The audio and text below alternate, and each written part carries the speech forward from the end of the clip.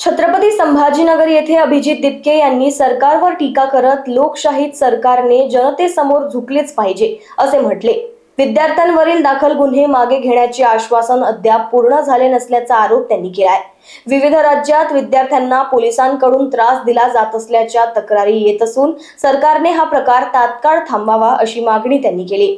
विद्यार्थ्यांवरील कारवाई आंदोलनानंतरच्या जल्लोषावर झालेल्या टीकेलाही त्यांनी उत्तर देत सरकारच्या भूमिकेवर प्रश्नचिन्ह उपस्थित केले। झुकलंच पाहिजे ना, लोकांसमोर झुकण्यात सरकारला लाज कसली?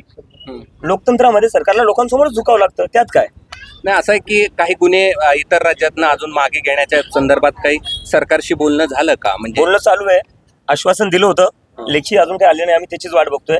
आणि पण न्यूज येत आहेत, रिपोर्ट्स येत आहेत की बाकी राज्यात खूप त्रास देत आहेत स्टुडंट्सला। दिल्लीमध्ये चालू आहे, मला बरेचसे कॉल आले की त्यांच्या स्टुडंट्सच्या घरी पोलीस चालली आहे, तर सरकारने थांबावं, नाही तर हा अजून वाढेल आणि त्या सरकारला मागा। आक्षेप घेतलाय बुलेट ज्या मारल्या पोलिसांनी, त्यावर सुद्धा तुम्ही आक्षेप घेतला?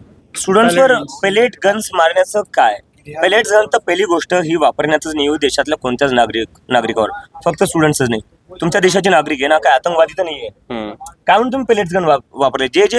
ज्यांनी कोणी पेलेट गन्सची ऑर्डर दिले, मग ते अमित शहा किंवा असू नये, त्यांच्यावर कारवाई झाली पाहिजे। एक आक्षेप पण घेतला जातो सातत्यानं तुमच्या त्या पार्टीबद्दलचा, की तुम्ही सांगितलं की एक विद्यार्थी आहेत, त्यांचं बलिदान गेलंय आणि त्याचं यश मिळाल्यानंतर मग तुम्ही आनंदोत्सव साजरा केला, 5 स्टार मध्ये पार्टी केली, अशा प्रकारचा आक्षेप देखील घेतला गेला।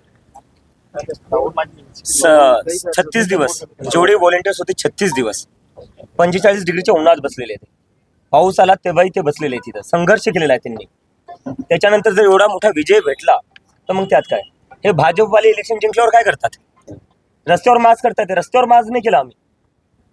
जेवढे आमचे व्हॉलेंटियर्स आहे ते एका जागी गेले, एका जागी त्यांनी काय थोडंफार एका दिवसासाठी एन्जॉय केलं, त्याच्यात वाईट काय? वाईट काय त्याच्यात? 36 दिवसांचा कोणी संघर्ष करतोय, या भाजपवाल्यांसारखे रस्ते तर अडवले नाही, रस्त्यावर तर मार्च दाखवला नाही।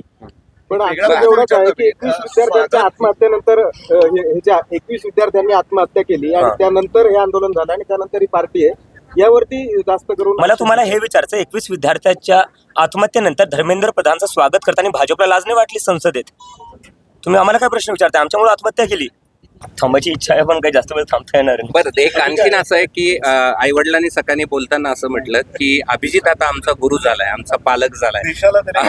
हा क्षण किती महत्वाचा आहे या आंदोलनानंतरचा? काही क्षण महत्वाचा नाही, घरात गेलो मला चापटा पडतील।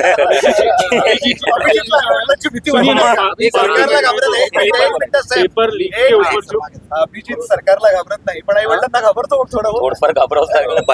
हिंदी मधून या सगळ्या संदर्भातली आपली काय, हिंदी में आप बताइए कि कितने दिनों के बाद आप घर आए हो? कितने दिन के बाद घर आए? 40 दिन के बाद। Bureau report, Lokvahini media, Chhatrapati Sambhajinagar.